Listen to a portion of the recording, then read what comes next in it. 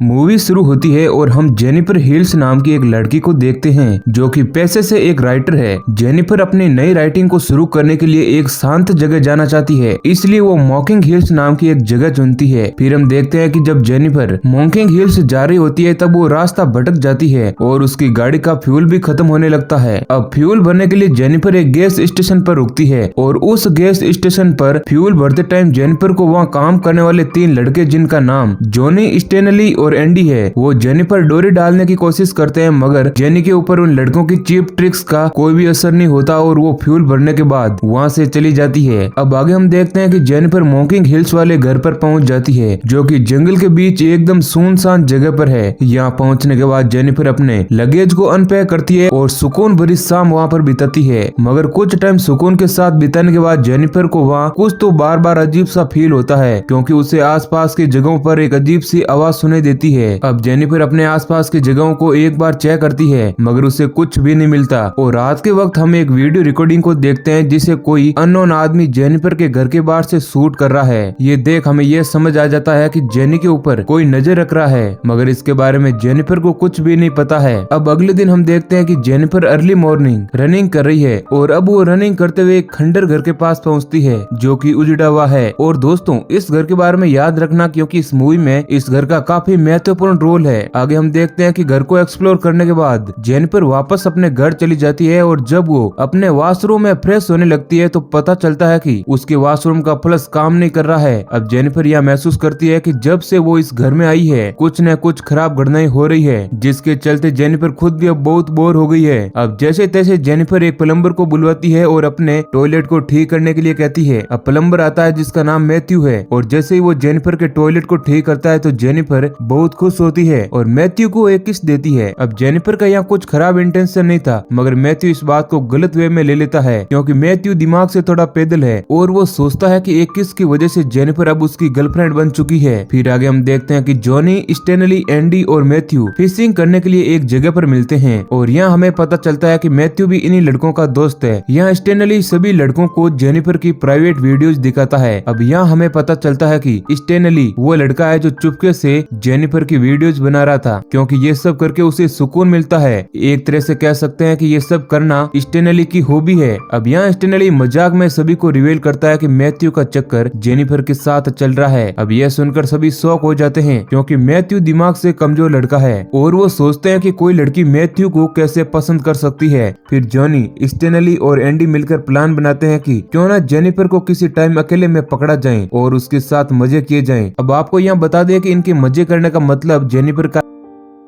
वो मैथ्यू को भी प्रॉमिस करते हैं कि वो पहला मौका उसे देंगे। अब आगे हम देखते हैं कि ये चारों लड़के आधी रात के टाइम जेनिफर के घर में दाखिल होते हैं और जैसे ही जेनिफर इन्हें देखती है वो शॉक हो जाती है क्योंकि वो समझ चुकी है कि अब उसके साथ कुछ तो बुरा होने वाला है। जॉनी, स्टेनली और एंडी मिलकर जेनिफर को बहुत बुरी तरह करते हैं और वो मैथ्यू को भी फोर्स करते हैं कि वो भी उन्हीं की तरह करें, मगर मैथ्यू ये सब नहीं करना चाहता इसलिए वो मना कर देता है और यहाँ मौका पाकर जेनिफर भी वहाँ से भाग जाती है और वो जंगल में भागते हुए 2 आदमियों से मिलती है। इन 2 आदमियों में एक बुढ़ा आदमी वही है जिसने जेनिफर को मकान किराए पर दिया है और दूसरा आदमी भी इसी इलाके का है। जेनिफर रोते हुए उनसे कहती है कि आधी रात में उसके घर में 4 लोग घुस आए हैं और उन्होंने उसे बहुत मारा है। अब एक आदमी जेनिफर से उन लड़कों का हुलिया पूछता है और अब जेनिफर बताती है कि इन 4 लड़कों में से 3 लड़के पास ही के गैस स्टेशन पर काम करते हैं, जिसके बाद शेरिफ समझ जाता है कि ये जॉनी, स्टेनली और एंडी है। अब शेरिफ जेनिफर को लेकर मॉकिंग हिल्स केबिन में जाता है जिसे जेनिफर ने रेंट पर लिया है। वहाँ जाकर शेरिफ घर की छानबीन करता है और छानबीन के दौरान शेरिफ को घर के अंदर मारिजुआना सिगरेट मिलती है जो कि इलीगल है। अब जेनिफर यहाँ झूठ बोलती है और कहती है कि ये उन लड़कों ने पी है। तब शेरिफ देखता है कि सिगरेट की टिप पर लिपस्टिक के निशान है, जिससे पता चलता है कि ये सिगरेट जेनिफर ने ही पी है। अब ये सब जानने के बाद शेरिफ जेनिफर को कानूनी कार्रवाई के नाम पर डराने लगता है। जेनिफर रोते हुए कहती है कि हाँ, मैंने ये सिगरेट पी है, मगर ये बात भी सच है कि रात में मेरे घर में 4 लोग घुसे थे जो मेरा रेप कर मुझे मारना चाहते थे। शेरिफ इस बात को नजरअंदाज कर देता है और कहता है कि मुझे कानून को फॉलो करते हुए आपकी तलाशी लेनी पड़ेगी। अब शेरिफ जेनिफर को दीवार के सारे टिका कर उसके पीछे से उसकी बॉडी को टच करते हुए उसकी तलाशी लेता है, मगर यहाँ हमें पता चलता है कि शेरिफ के भी इंटेंशन बहुत खराब है क्योंकि वो जिस तरह से जेनिफर की बॉडी को दबा रहा है, जिसका मतलब साफ था कि वो जेनिफर के साथ भी कुछ गलत करना चाहता है। अब इन्हीं सब बातचीत के दौरान वो चारों लड़के जेनिफर के घर में फिर से दाखिल होते हैं और यहाँ रिवील होता है कि असल में शेरिफ भी इन सब का दोस्त है और वो इन लड़कों को सपोर्ट कर रहा है। अब यहाँ पर ये सभी लोग मिलकर जेनिफर का बहुत ही बुरी तरीके से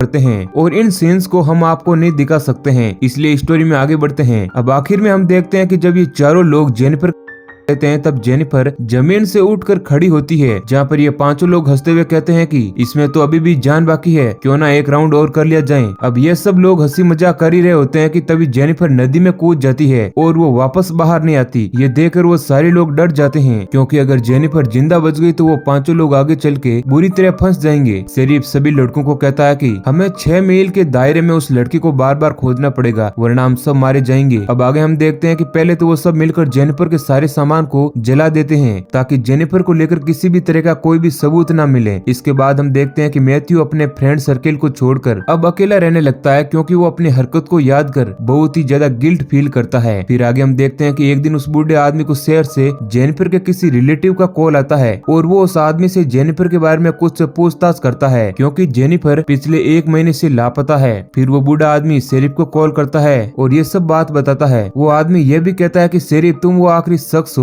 जिसने जेनिफर को आखिरी बार देखा था। अब यह सुनने के बाद शेरिफ समझ जाता है कि ये बूढ़ा आदमी आगे चलकर उनके लिए मुसीबत खड़ी कर सकता है, इसलिए कुछ दिन बाद शिकार के बहाने शेरिफ उस बूढ़े आदमी को जंगल में ले जाता है और उसे वहाँ पर मार देता है ताकि कोई यह न कह सके कि शेरिफ ने जेनिफर को आखिरी बार देखा था। इसके बाद हम मैथ्यू को देखते हैं जो कि मॉकिंग हिल केबिन के पास बैठा हुआ है और तभी उसे किसी की आहट सुनाई देती है। मैथ्यू डरता हुआ केबिन के अंदर भागता है, जहाँ वो जेनिफर की आवाज सुनता है और वो डर कर सीढ़ियों से गिर जाता है। अब मैथ्यू की जब आंख खुलती है तो वो देखता है कि उसके सामने जेनिफर बैठी हुई है। उसे देखते ही मैथ्यू रोने लगता है और कहता है कि मैंने जो भी किया मुझे उसके लिए बहुत अफसोस है। जिसके बाद जेनिफर उसे प्यार से बुलाती है और अचानक से उसके गले में फंदा डाल देती है और उसका गला है और यहाँ से सीन कट हो जाता है। अब अगले सीन में हम देखते हैं कि स्टेनली और एंडी जंगल में जेनिफर की बॉडी को ढूंढ रहे हैं। तभी उन्हें कुछ दूर से एक आवाज सुनाई देती है। दोनों आवाज की तरफ भागने लगते हैं और अब वो लोग अलग अलग होकर की आवाज कहाँ से आ रही है ये पता लगाने की कोशिश कर रहे हैं। इसके बाद हम देखते हैं कि भागते हुए स्टेनली एक जाल पर पैर रख देता है, जिससे उसकी टांग टूट जाती है और वो फंस जाता है। स्टेनली चिल्ला चिल्ला कर एंडी को बुलाता है और जब एंडी वहाँ पहुँचता है तो जेनिफर पीछे से आकर एंडी पर अटैक कर देती है, जिस वजह से वो भी बेहोश हो जाता है। फिर हम देखते हैं कि जेनिफर एंडी को एक टब में एसिड डालकर उसमें डुबा देती है ताकि उसकी दर्दनाक मौत हो सके और साथ ही वो स्टेनली के हाथ पैर बांधकर उसे एक पेड़ से बांध देती है और फिर उसके मुंह पर मछली का खून लगा देती है ताकि कौवे उसकी तरफ अट्रैक्ट हो और वो स्टेनली को जिंदा ही खा जाए। अब कुछ देर बाद हम देखते हैं कि कौवे ने स्टेनली को नोच कर खा लिया है और उसकी आंखें भी फोड़ दी है, जो कि स्टेनली के लिए एक बहुत ही दर्दनाक मौत होती है। फिर आगे हम देखते हैं कि इसी तरह एक और ट्रैप में जेनिफर जॉनी को भी फंसाती है और उसे केबिन में लाकर बांध देती है। फिर जब जॉनी होश में आता है तो जॉनी के सामने ही जेनिफर उसका प्राइवेट पार्ट काट देती है और उसे अकेला छोड़ देती है। अब प्राइवेट पार्ट के करते ही जॉनी का खून बहुत ही तेजी से बहने लगता है और कुछ देर बाद ज्यादा खून बहने की वजह से उसकी मौत हो जाती है। दोस्तों आपको बता दें कि ये वही केबिन है जो कि मूवी की शुरुआत में जेनिफर को रनिंग करते टाइम मिला था और क्योंकि इसके बारे में कोई नहीं जानता इसलिए जेनिफर सभी को यहाँ लाकर मार रही है। फिर हम एंड में देखते हैं कि जेनिफर शेरिफ की बेटी को किडनैप कर लेती है और फिर वो शेरिफ को फंसा कर उसी केबिन में लाती है। अब यहाँ जेनिफर शेरिफ को बांधने के बाद शेरिफ के पीछे एक शॉटगन लगा देती है और शॉटगन के ट्रिगर में एक रस्सी बांधकर वो रस्सी मैथ्यू के हाथ में बांध देती है, जो कि शेरिफ के सामने बेहोश पड़ा है। फिर आगे हम देखते हैं कि जेनिफर शेरिफ को कुछ टॉर्चर करने के बाद वहाँ से चली जाती है और जैसे ही मैथ्यू होश में आता है तो वो अचानक से खड़ा होने की कोशिश करता है, जिस वजह से ट्रिगर दब जाता है और मैथ्यू और शेरिफ एक ही साथ मारे जाते हैं और इस तरह जेनिफर अपना बदला पूरा कर लेती है। और इसका पार्ट 2 भी जल्दी आने वाला है, इसलिए हमारे चैनल को सब्सक्राइब कर नोटिफिकेशन बेल को ऑन कर लें। वीडियो को पूरा देखने के लिए आपका बहुत बहुत शुक्रिया।